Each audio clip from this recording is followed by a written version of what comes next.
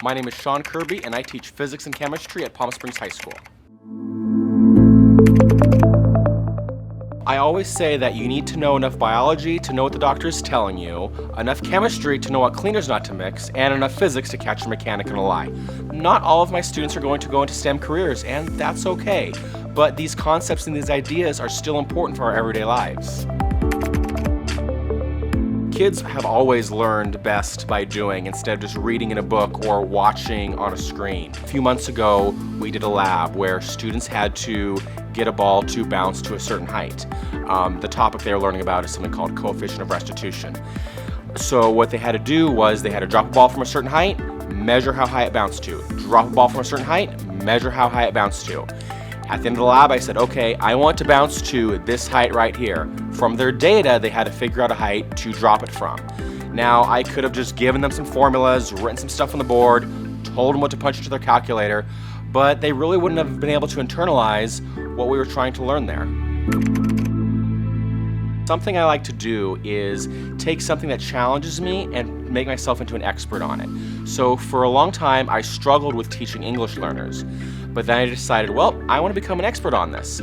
So I collaborated with the English learner coordinator at our district, and I revamped all of my labs, all of my activities to make them more accessible to English learners. I even presented at a statewide science teachers conference last fall on how to scaffold physical sciences for English learners.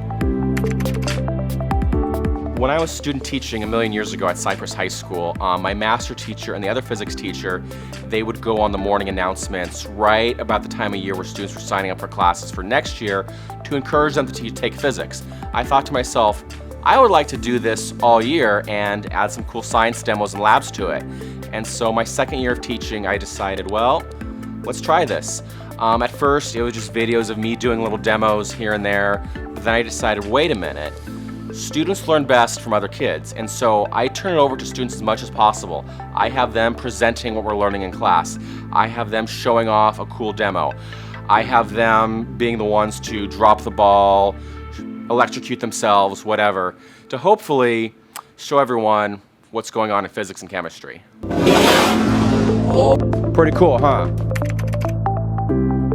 PhET is a national online activity database. There's several science simulations on there. It started off long before COVID, and the idea was if there isn't really the budget for a certain lab, you can do the computer simulation instead, and students can still learn the same thing. Once we went on lockdown, however, it became students are at home, they're not at school, they can't do labs, but we can do the simulation instead. I started publishing my activities I wrote for these labs onto the PhET website, and additionally using the skills I had learned for scaffolding for English learners to make them accessible to learners across the country.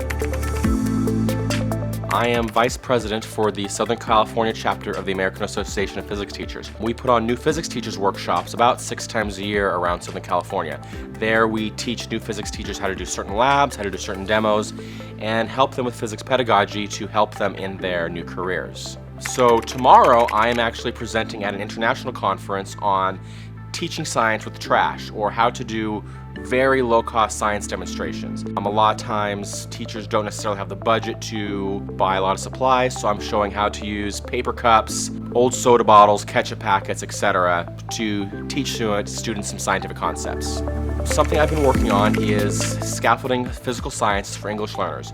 Something I would like to do is actually to get a book published about that.